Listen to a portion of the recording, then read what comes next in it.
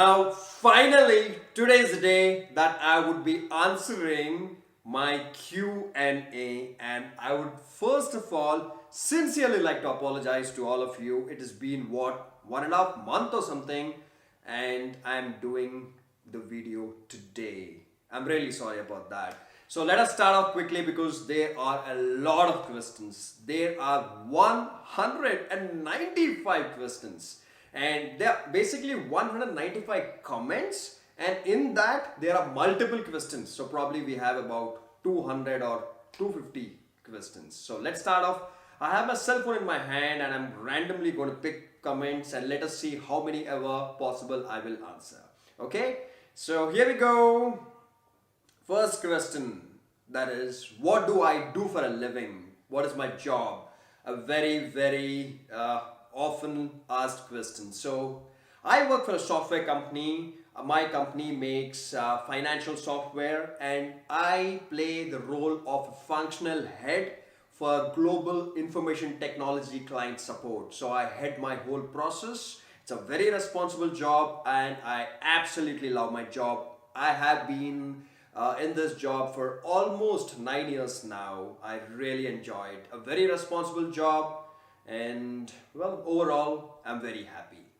So, next question.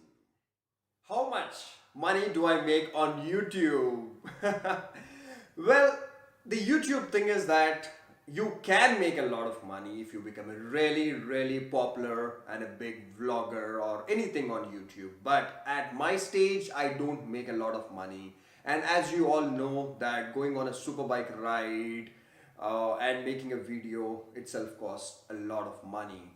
And the Indian revenue that YouTube makes, see, YouTube makes revenue based on the ad revenue that it earns from advertisers, and YouTube keeps about 45% of that revenue, and the rest of the money gets to you after taxation and other things. So you don't really make a lot of money. Some people say you make you make a single dollar for 1,000 views, but it's not exactly that. There are many factors associated with it. So I make just about enough money to keep pursuing this hobby of mine, where I can buy some equipment or buy some small spare parts for my motorbikes. So I'm very happy, and probably someday if I make more money, I will keep putting it back into this hobby. And as you know, I do a lot of giveaways also. Now, the most asked question ever. Well, many people say it's a controversial question, but no, not really. And the question is, what is the issue between me and my friend Mumbaikar Nikhil? Well, I would like to start off saying that in any relationship, it could be between your parents, between your lover, between friends, or any relationship, there will always be ups and downs, correct? There is no relationship which is always a bed of roses. So Mumbaikar Nikhil and I, we have been friends for I think couple of years or more than it now, and it's been about 1 year now since we've had 1 year ago we had some misunderstanding, and but anyhow, in the end, as good friends should always do, that is, we talked about it, and in the end everything is absolutely fine. We are friends. It's just that we don't meet much because he lives in Bombay and I live in Hyderabad. But yes, I can call him anytime, he can call me anytime, so things are absolutely perfect. So it's not that we are enemies, and as a matter of fact, I would never be an enemy with anyone in my life. So, well, I would summarize this by saying that in any relationship, there will be issues, and we have to take the initiative to contact the other person, talk to the other person, and clear out misunderstandings, because in the end, life is short. Why to hate anyone, correct? So Mumbaikar Nikhil and I are friends. So everything is absolutely cool. Next question. Yes, many people have been asking me when would I be buying the mini super sport motorbike for Sid. Yes, I'm extremely interested in buying one, and I almost bought one some time ago, but realized that Sid looks big, but he's not really big. He's very young. He's not even 3 years old. So it would be kind of tough for him to get onto a 50cc mini super sport, because a 50cc 8 bhp motorbike would be really powerful for him. So probably I'll first bet electric, let him get used to it, so that, the advantage with electric is that this exhaust, silencers and parts don't get very hot, so that way he'll not even kind of touch them by mistake and not burn his hands. So that is what I'll do. Or let us see, probably another 6 months from now I might end up buying the mini super sport and take him to motivation track days at Leonia Resort and start off his track training, and I'll also get him a full leather suit from Biking Brotherhood. Another question. Well, many people have asked me that, is there something wrong between Zohar Ahmed and you? Because they thought that he said something about me in his videos. Well, I would like to start off saying that Zohar Ahmed is literally my younger brother. He's 10 years younger to me, and we've had great friendship for about 3 years now or 4 years now, and we are in proper absolute talking terms, and I don't really know if he said something about me or not.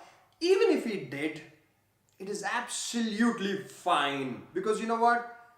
I consider him to be my own brother, my younger brother. And if my brother would have done anything, like, for example, even if he writes something bad about me anywhere or makes a video against me, will I get upset about it? No, absolutely not. So if Zohar has said something, will I get upset about it? No, absolutely not, because he is my younger brother.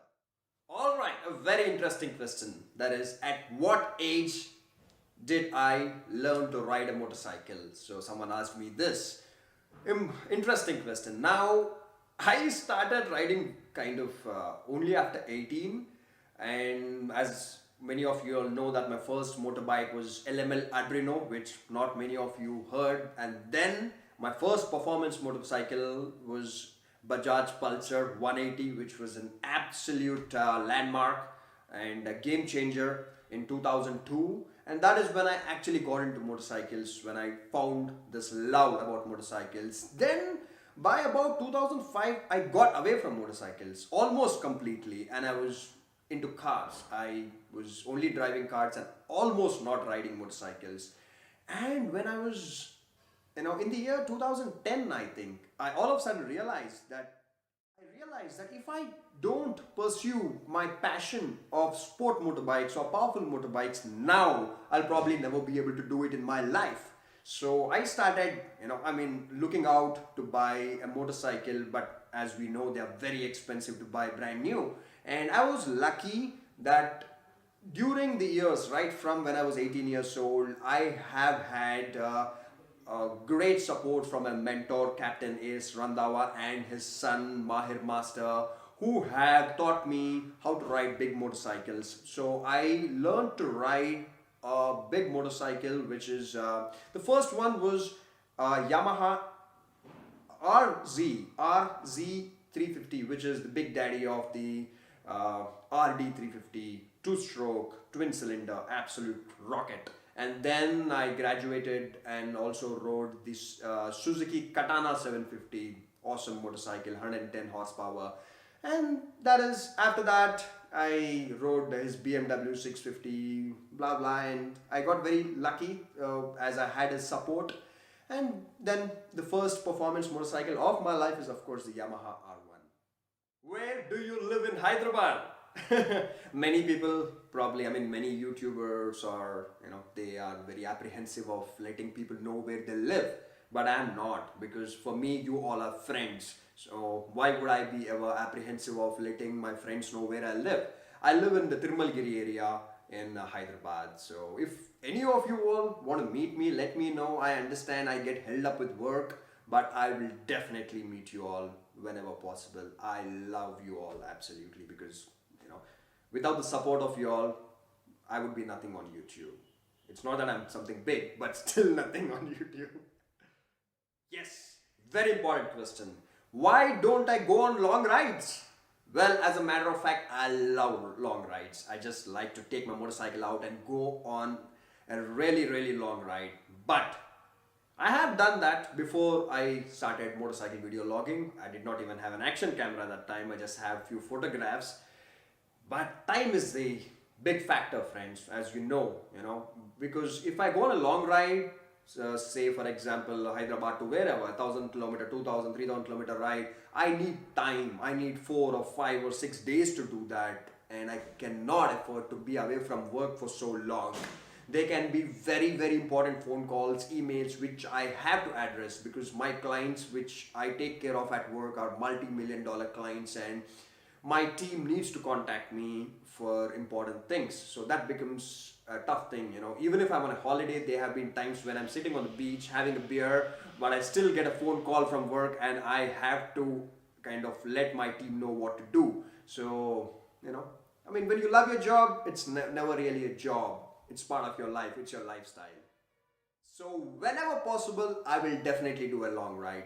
Probably do as long as possible. Very, very interesting question. How to convince your parents to buy you a motorcycle when you're only 18 years old? Good. So, many youngsters have asked me this, and all that I would like to say is number one, be responsible. Now, what do I mean by saying be responsible is that in your general life, when you're 18 years old, your parents would be apprehensive about buying you a fast motorcycle. Could be a Duke 390 or an RC 390, for that sake, even a Duke 200 or an RC 200, because they are fast. And most of the time, it is going to be your first motorcycle. So, you should start behaving responsible in your general life. That is, yes, do your studies and everything well. I mean, I'm not saying get 90% marks, but pursue them well and be responsible towards your family, your belongings. See, for example, if your father or mother gives you a cell phone, be responsible, don't lose it. You know, if they buy you a laptop, don't break it, because these are the things which parents keep observing in you. And if you go out with your friends, don't come back home very late, keep them informed, answer their phone calls. So make them feel that you are a responsible person. I mean, be responsible. So once parents sense that you are responsible in your general life, they can trust you with motorcycles, fast motorcycles. So, well, and again, as I always say, get your riding gear correct when you're buying your motorcycle for the first time. All right, so one question about motorcycles. Many of you have asked which is the best motorcycle to buy, I mean, powerful motorcycle to buy under 10 lakhs. I would say if you like naked motorcycles, go ahead and buy the Z800, the Kawasaki Z800. Although it's heavy and it's also slightly a taller motorcycle, but still it's an absolute bang for the buck. You know, really, really good reliability, good amount of power, a lot of torque. So just go ahead and buy that. However, if you like fade motorcycles, I've always said I love the Honda CBR 650F. So for about 8.5 lakhs, it is really, really good. Of course, much lower on power when it comes to Z800, but still really good motorcycle. My dream car and bike. Okay, my dream super bike would be, although understand how good the cross-plane engines are, like the Yamaha M1, even the R1 after 2009, and even the V4s like the Aprilia. But my personal choice is an inline four-cylinder with a flat plane crankshaft, because I love the exhaust note of those things, the woof kind of exhaust note. So I think I would buy, if given an opportunity, a BMW S1000RR as a motorcycle. And car, I think I would buy a Honda Accord V6 used, not the new one, because you know that's a really, really good car, 280 odd horsepower with variable cylinder management. That is, if you're in traffic, all the 6 cylinders won't be firing, 4 would fire, you would save fuel, and very luxurious. So if I can buy that car for a good deal, I would buy that. And many of you have asked me in the comments also, which is the best starter motorcycle to buy under 2 lakhs. I would say just close your eyes and blindly buy the Duke 200.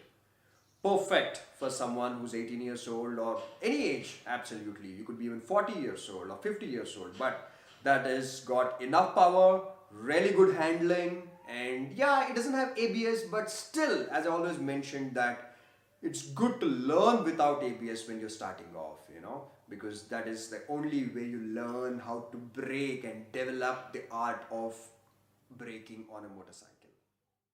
Now, question which again many of you have asked, it is, why don't I buy a brand new superbike, which is like, the current generation, the 2015 and above? Very good question, I understand. Well, I would like to say that because of nature's blessings, because of God's blessing, I am in a situation in life where fortunately I can walk into any showroom that I like and write a check and buy any super bike. Fortunately, I don't even have to actually take a loan. I thank my nature and God for that. But I'm not going to be doing that because there are few reasons for that. Number one, I don't get time to ride. I hardly get about 1.5 days in a week, and I keep doing so many other things, so I probably ride about 3 or 4 times in a month. And if I buy a brand new motorcycle, I'll be spending, how much these days, right? At least 20 lakhs on 1 liter class superbike. And then I'll be paying insurance costs, which would be about 50,000 per year. And it'll just be staying home. And I'll be riding it probably 1 time in a month, because there are other motorcycles also which I own. There are 4 other motorcycles, and I don't like to sell my motorcycles, the older motorcycles. So that is reason number 2. So if I don't sell my older motorcycles and if I buy new motorcycles, I'll not be doing justice to any of them, because I'll have to look after them, clean them up, and also run them, charge the batteries. So that is not really a great thing to do. And also I have driven. So, that way I can get motorcycles from them and experience a wide variety of motorcycles instead of just buying one. So say if I now go spend 20 lakhs and buy the Kawasaki ZX-10R, which I absolutely love. If I buy that one, I'll be spending 20 lakhs only on one motorcycle. And if tomorrow, after 6 months or 8 months or 1 year, somehow if I think of selling it, I don't like to sell my motorcycles, but hypothetically, if I think of selling it, I'll be losing out crazy amount of money. So I don't wish to do that, because another reason, I wish to save all the money which I currently have saved. I wish to save it for Sid's future, because kids are the future of this country, correct? So if he likes motorsport, if he wants to get into motorsport or any other profession that he wants to get into, I should have enough money to support him in that thing, in his life. So I would not buy a super bike now. I would keep that money aside, invest it wisely, and keep that money for Sid. So that is the reason, these are the reasons why I'll not be buying a brand new super bike now. But yes, if I get an opportunity to buy a really good used super bike for a good price, I'll buy it. So that is it, friends, and I'm done with the Q&A. I understand there are many other questions which I haven't answered, because the video is already very long now. And if you feel that I should still answer something which you got on your mind, please do comment here, and I'll make a part 2 of this video and I will answer. And that is it. My advice to youngsters in life is that work hard, party hard, live your life, follow your dream, and don't have hatred in your heart, because that is negative energy. Love everyone, because I have a saying which I follow very seriously. That is, not being good to me is your choice. Being good to you is my character. So that is what I believe in. And thank you. Take care. Ride safe.